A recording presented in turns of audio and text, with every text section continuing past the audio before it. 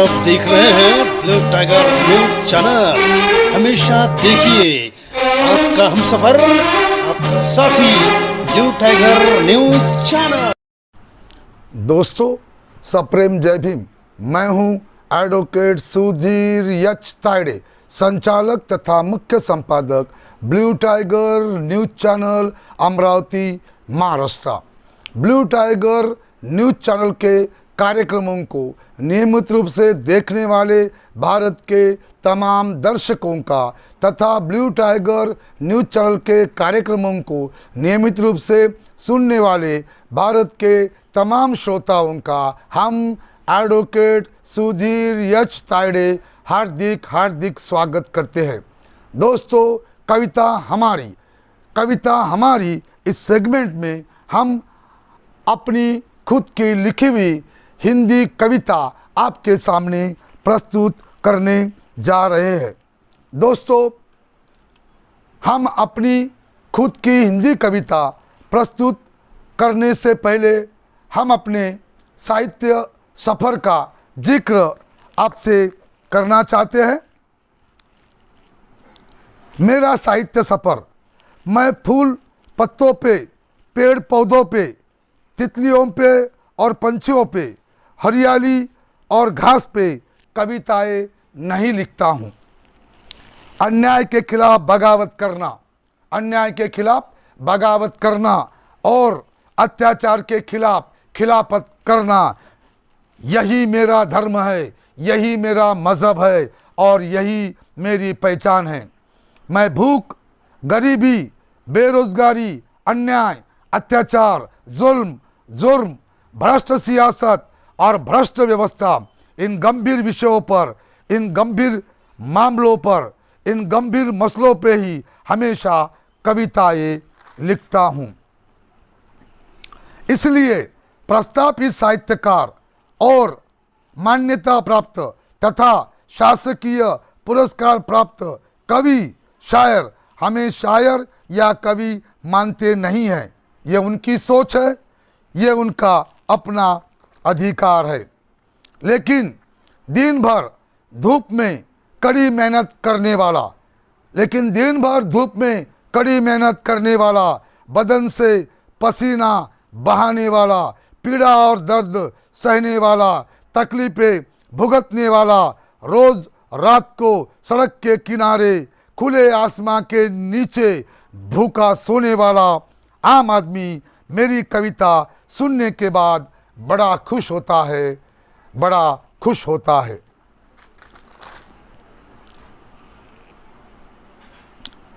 मेरी कविता सुनने के बाद उसे बड़ा सुकून मिलता है।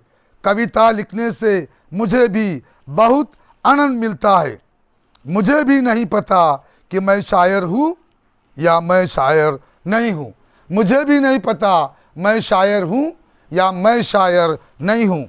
बस दिमाग में अचानक तूफान आता है। मैं फिर कलम हाथ में लेता हूँ और अपनी सोच को शब्दों में ढालकर लिखते जाता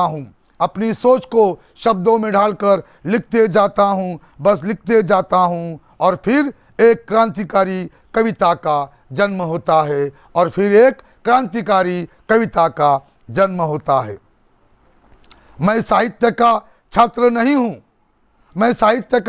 नहीं हूँ। मैंने मराठी साहित्य में या हिंदी साहित्य में या अंग्रेजी साहित्य में डिग्री हासिल नहीं की है।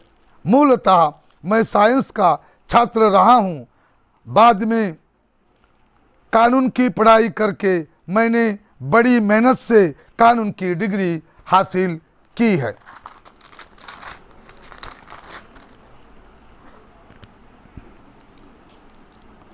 किसी भी मराठी या हिंदी साहित्य सम्मेलन में अपनी मराठी या हिंदी कविता पढ़ने के लिए आज तक इन 25 वर्षों में मुझे निमंत्रित नहीं किया गया है।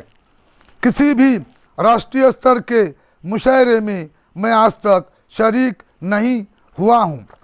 इन 25 वर्षों में मेरे साहित्य क्षेत्र में योगदान के लिए मेरा किसी साहित्यिक संस्था द्वारा आज तक सत्कार नहीं किया गया है।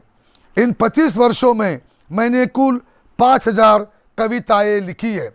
इन 25 वर्षों में मैंने कुल 5000 कविताएं लिखी है। इनमें से 100 कविताएं अंग्रेजी में मैंने लिखी है, 2500 कविताएं मैंने हिंदी में लिखी है और 2400 कविताएं मैंने मराठी में लिखी है। इन 25 वर्षों में मेरा एक भी कविता संग्रह प्रकाशित नहीं हुआ है।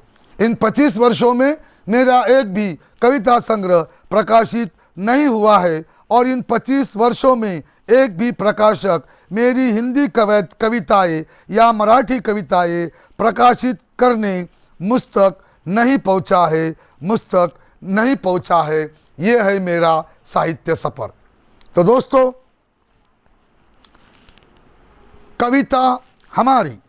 कविता हमारी इस सेगमेंट में हमने हाल ही में ही एक मुक्त छंद में एक हिंदी कविता लिखी है और ये हिंदी कविता, जिस हिंदी कविता में बगावती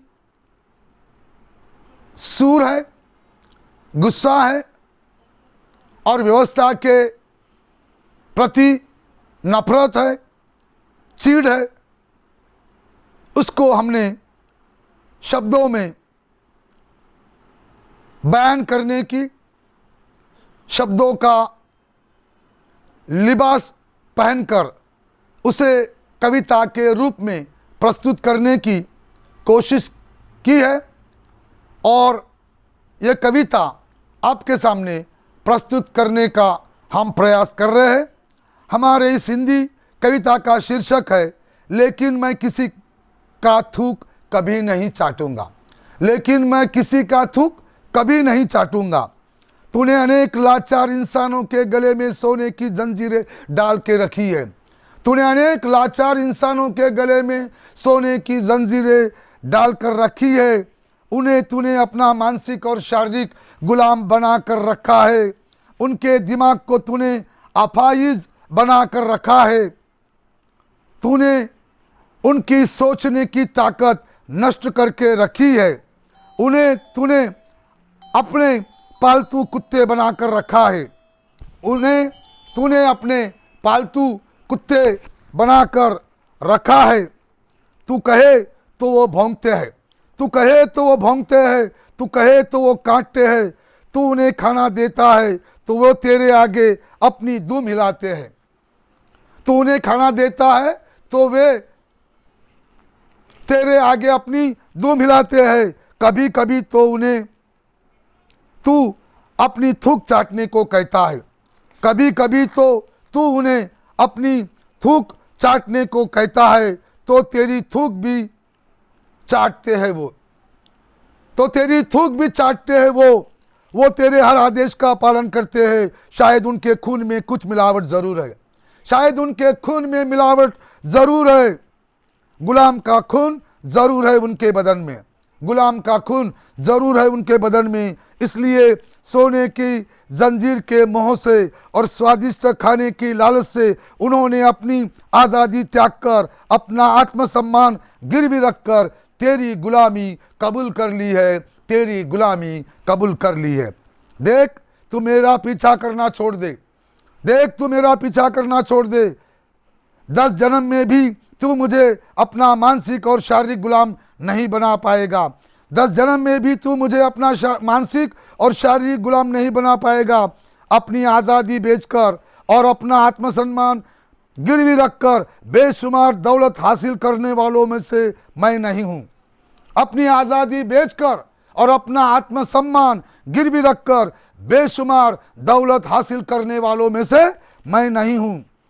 मेरे पुरखे शेरों की कौम के थे, मेरे पुरखे शेरों के कौम के थे। मेरा बाप भी शेरों के वंश का था, मेरा बाप भी शेरों के वंश का था और मैं भी शेरों की नस्ल का हूँ, और मैं भी शेरों की नस्ल का हूँ।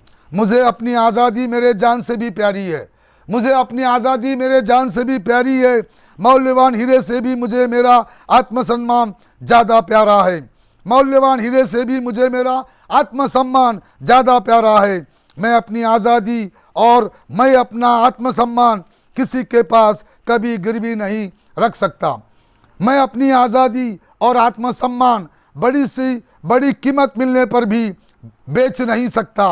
मुझे अपना रुतबा बढ़ाने के लिए, रुतबा दिखाने के लिए गले में सोने की जंजीरें पहनने की ज़रूरत नहीं है।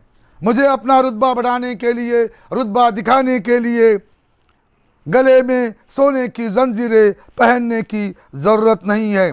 गुलामी के अलंकार, गुलामी के प्रतीक चाहे सोने चांदी के क्यों न हो, गुलामी के अलंकार, गुलामी के प्रतीक चाहे सोने चांदी के क्यों न हो, तो भी मैं गुलामी के सोने चांदी के अलंकारों से नफरत करता हूँ।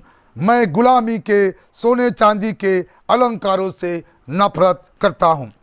कुदरत ने मुझे ऐसी प्रभावशाली शख्सियत प्रदान की है, कुदरत ने मुझे ऐसी प्रभावशाली शख्सियत प्रदान की है कि मुझे अपना प्रभाव दिखाने के लिए मुझे गले में सोने की जंजीरें पहनने की ज़रूरत नहीं है।